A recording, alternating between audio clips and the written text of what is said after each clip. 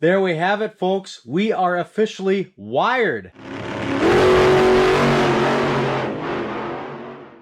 Hey folks, welcome back to the Mickelson Racing Channel. Thanks again for joining us. Today we're working on the LS Swapped S13 240SX, and we're doing some wiring. I've been doing so much wiring, hours and hours and hours of it, and there's just a couple things that I'd like to show you, so we'll just jump right on into it. So I want to show you guys a little trick on how to wire something into a wire.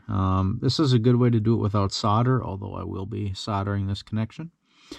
So if you take your one wire and you want to splice it into this wire as a T-splice, so you want to continue with this wire going to wherever it's going, well, take your one wire and take off a lot of the insulation and then lightly twist it. So it's a twisted, I won't say pair, but twisted strand wire, and then put it through a hole that you've made. So strip a little piece of insulation back and then take the copper and split it in two. I use this tool by Klein. That's pointy, but you can use any sort of punch or owl or anything like that. Make a hole in your wire and then run your wire through there. So then what you're going to do is you're going to flatten that back out the way it was, maybe give it a twist just to lock that up in there. And then what you're going to do is you're going to run this around and around until it's nice and tight. So that's what we're going to do right now, is we're going to run this around itself all the way down the rest of this wire here. And I believe this is called a speed slice or a racer slice or something like that. A racer splice, sorry. Something like that. Because it's common in the racing community. You don't have anything handy. This is a really fast way to get these things on track. So that's what we got going on there. Then we'll go ahead and we'll put on some heat shrink, and then we'll be ready to rock and roll. Soldered up here. We're just going to go ahead and slide some heat shrink over it. And I don't have a heat gun, so I'm just going to use a lighter. Then we'll put one on each side. A little overkill on the heat shrink, but I really have always been a fan of keeping my connectors or my bare copper, any steel, anything like that, not exposed to weather, because then they corrode, and you know what happens to corroded wiring. Well, it doesn't work. So this is what we're going to do for this. And what I just did was the accessory for the key switch. So this is going to trigger my ECU relay or my switch power relay to turn on and off. Now we're just going to insert this connector back into, or this terminal rather, back into this connector. Boom. Push, click, pull. Ready to rock and roll. Hey folks, we are continuing to work on the 240, and it's been rough. I'm not moving very quickly. I was quite ill this weekend and yesterday, 104-degree fever, and I'm just getting over it. I'm not 100%, but we're just getting over it. I'm taking things super easy and doing some wiring, so not a lot of physical labor. I'm just in here, wiring some stuff up. And Zeus, he's supervising, aren't you, bud? Yeah, he's not impressed that I'm not working as hard as I should be. But I'm doing what I can, and we're getting stuff done. So let me show you some things that we got done with the wiring. I've got an alternator wire. We got it tightened down to the back of the alternator, and I've gotten it ran down all the way across the front of the engine bay, and then back up, and then to the battery terminal, which I'm not sure if I'll leave it there or not. We may go to a distribution block and then run a shut-off switch, maybe. I'm not sure. That's how we got it run. We got it run through some P-clamps on each side. We also got a new battery cable, also run through a P-clamp. And then I've got this alternator wire zip-tied to the front sway bar. Let me know, do you guys think that's a good idea or a bad idea? I'm not sure how much the sway bar moves when the vehicle is, street driving or whatever. I was under the impression it doesn't really move much at all, but I could be wrong. So if it moves too much, and you know, my sway bar to frame points are not going to be secure, and they're going to cause rubbing and then an unfused short in the alternator power. That's not going to be good. So if that's going to happen, let me know so I can change it. That's pretty much what we got going on up here. We have our electric fan wires, 2 fans. So one is fan 1, one is fan 2. And so we got these are the relay triggers. We got those run up here to the front of the vehicle. I don't have relays yet, but I'll get some, and then we can wire up the relays, and then once we get the radiator and fans in, we can do that. We're still waiting on power steering lines from a company.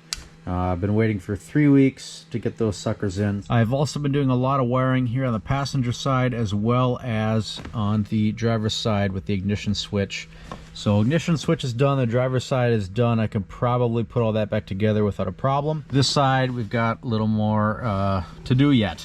So we've got our dashboard connector, which is way up in here, this little brown deal. So that interfaces into the dashboard of the factory 240SX gauges, so the gauge cluster. And what that's gonna do is we can plumb our check engine light, and we can we can wire our check engine light, we can wire our factory tachometer, I do believe, so I did that. And we can also wire our, let's see, where is that wire? This blue one back here is for the water temperature, so I can utilize that guy too. For the water temperature, if I use a factory Nissan gauge in the LS engine. So yeah, I can do all that stuff. So I did, and I've got that stuff all wired up except for the water temperature gauge. I do have to do my solder connection on my ground yet, which is this guy, and I'm not sure where I want the ground. So I haven't done that permanently, and I don't have any black wire up here in the garage. It's all down in the shop, the barn, so I haven't done that yet. I'll have to go get it at some point, and then we can finish the ground. And then I've got all this stuff kind of tucked up in here.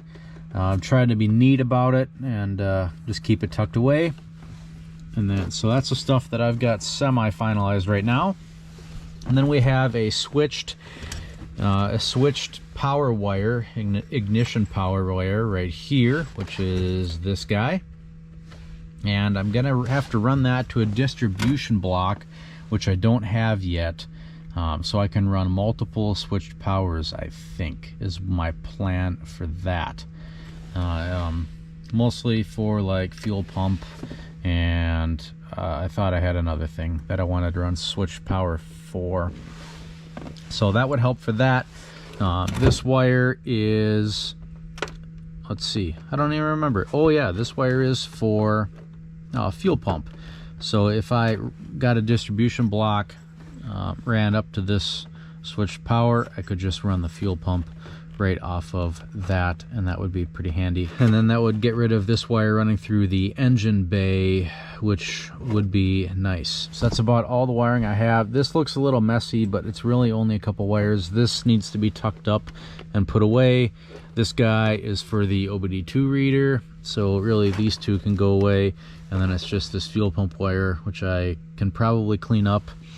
And then switch power wire, which I can probably clean up, and then my ECU ignition, which I will clean up. I don't know where I'm going to put it yet, so that's why I haven't done anything. I'm not sure where I want to put the ECU or where I want to mount the fuse box or relays. Probably somewhere up in here in the passenger footwell is where that stuff will go. Most likely up here against the side. Apparently that's where the factory Nissan ECU is located. So Zeus is really keeping an eye on me today. It's really making sure that I'm getting stuff done, because we may lose the shop if we don't. It's getting pretty serious around here. That is about all the wiring I've got accomplished right now. To move a little further, I would like to have a distribution block, actually probably 2 distribution blocks. I have to run this Nissan connector to power, and I could probably do that through this guy, and I may just do that. Otherwise, I'd have to run a distribution block, and I think I could eliminate the distribution block I was just talking about inside the cab if I just splice those two wires together. So if I splice switch power to the fuel pump, then I should be fine as long as I've got it under cranking. I'll have to verify that. Anywho, so that's about the progress I got, actually. Oh, and I've got VSS sensor ran. So you can see these green and orange wires down here. So I've got a factory Nissan sensor in the factory Nissan transmission. We're running a Z32 transmission, and I'm using the factory speed sensor out of that, and I've got these wires ran into the cabin, and then I've got them just rolled up for right now, and that may be able to make the speedometer work here in the car. That doesn't solve the problem for the VSS signal that the LS engine needs, so it doesn't stall and things like that. But I've got those wires run down and to the transmission, so when I do get that kit, I can wire it up and plumb it in. We'll be good to go. So we did some more wiring with that. None of that stuff is finalized, but it is there and ready to rock and roll. I also found that I had a quite large parasitic draw on my battery when the key was off. 4 volts worth of parasitic draw. I didn't measure the amperage, but 4 volts was quite a bit. And so I found the fuse that was doing that. You know, you just put your meter on anything that's drawing power and then just pull fuse by fuse by fuse by fuse until you find the one that's the circuit rather that's causing the parasitic loss. And I did that, and we dropped to nothing, so that's good. But we still must have some parasitic loss because the battery did go dead over the last few days that I've been sick, the last 4 or 5 days or whatever. So I do have some sort of parasitic loss, and I've got to find that by doing the amperage test. So we do have to do that, and hopefully we can solve that problem. It would be nice to use factory key. The car does start and run now on the factory key, which is freaking awesome. We are doing some wiring, and we're making really good progress, and we're finishing some stuff up. Let me start in the cabin, and then we'll work our way into the engine bay. The cabin is looking really good. I've got the whole column put back together and ready to rock and roll. Everything starts and operates with the key switch, which I'm not going to run right now because I'm still finishing up some wiring. Got the carpet put back in. I got the console put back together, all looking good. I got that stupid switch out of there, so we don't have to run that switch anymore. We got the seats cleaned up, so that's looking really nice. I also have all the wiring over here cleaned up and the ECU plumbed and everything ready to rock and roll down there. So I've got all my VSS sensor wire right here, and I've got my tachometer wired and spliced in, and then I've got, I don't even remember what all these are. All these wires are right here, but anyway, I've got some stuff spliced in, ready to rock and roll. I've got things labeled, so the next guy, if there ever is one, won't have a problem finding out where stuff is. I've got the OBD2 sensor, or plug-in connector, whatever you want to call it, sitting up in here. I do have a switched power wire just hanging out right here. I don't have any plans for this right now, but I may run some accessories in the future, so I'm just going to wrap this up nicely and put it right up in here as a switched power tap. So other than that, the glove box is ready to go back in, and then I got all the carpet in on this side, ready to rock and roll. I'm feeling pretty good about that. And that brings us up in here to the engine bay. So we've got our VSS wires coming here. I do want to loom these, or at least put some sort of braid on it to prevent from abrasions and stuff like that. And then we come up here, and I've got my electric fan wiring running from the ECU. So that is these guys. It's running through this braid and then along the factory harness right here. Then we got it spliced in down here and then running to our electric fan relays, which I have mounted right in here behind the battery, so they're not very visible once everything's put together. So that leads us to the electric fan relays, which are right here. My green is not being used. That's an air conditioning circuit. My yellows are the switched power or the trigger, so that's what the ECU is telling it to turn on. And then we have our reds, which is constant battery power. So I've got that tapped into this little auxiliary guy that comes off of the battery cable right there. And then I have orange, which goes to the electric fans themselves. So that's pretty exciting. We are just about ready to put the radiator in and final mount these wires and then hook them up to the electric cooling fans, which are right here. So we've got these wires coming off the cooling fans. We have a black ground and a blue power ready to freaking rock and roll. So we're all good to go there. We just have to wire up a connector on each side so they are quick connect. So when you take the radiator out, you don't have to cut the stinking wires. If you're gonna do wiring, at least do a half decent job and think ahead so you can take stuff apart. So we got some wire and some connectors and whatnot. We're gonna go ahead and we're gonna finish up that with a run of ground wire for the radiator, and then we can put the radiator in the freaking car right here, and then we'll be good to go. Power steering lines are shipped finally. They'll be here tomorrow as you guys are watching the video. So on Friday they'll be here, and then we can start finishing stuff up. We can route the belt permanently, make tension on it, do all that fun stuff. We'll be ready to freaking rock and roll. But let's get back on track because we're wiring right now and we're just gonna finish this crap up. So as you can see, we wired up our electric fans. We've got 2-pin Deutsch connectors on here. I love Deutsch connectors. They're so easy to work with. They look really clean and they're very high quality as far as connectors go. So we're going to shove this radiator in the car so we can measure out our length to connect to these connectors. And then we'll be able to take the radiator back out, crimp and solder our mating connectors on, and then plop it back in again. And then that should be final install.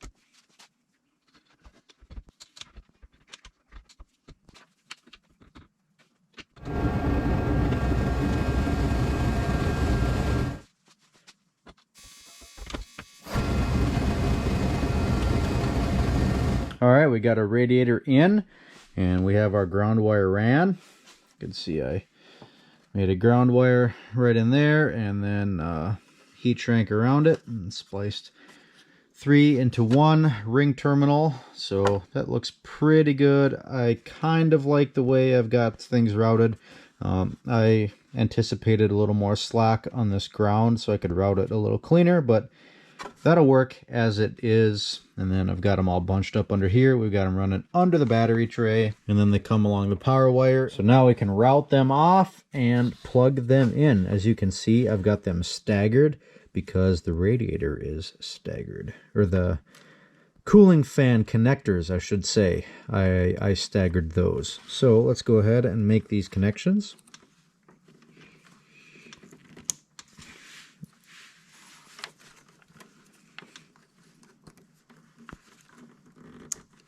Click and click. Gosh dang, do I love Deutsch connectors. They're so nice and easy to work with. Now I know where my wire placement is off of this main trunk of a harness that I've got going on. So now I can tie that in place.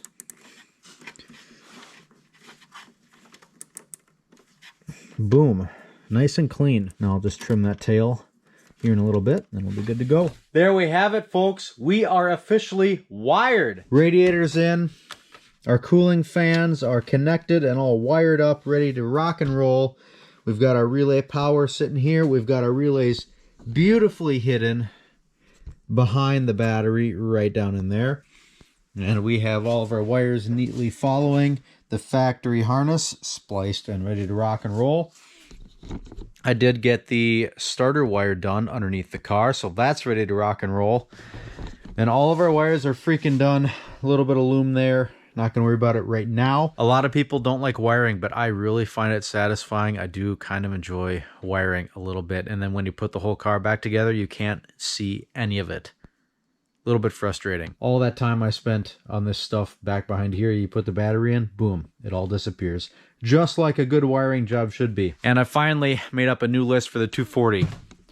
Radiator mount, power steering lines, power steering fluid, battery, hold down nuts, power steering reservoir, intake, body, gas, done. That is the final list, I think. So we're getting really close on this freaking 240. Thanks for watching. Thanks for subscribing. Thanks for sticking around on this dry wiring video. Don't forget, like and subscribe right here in the corner of this video, and we'll see you next week on the Mickelson Racing channel.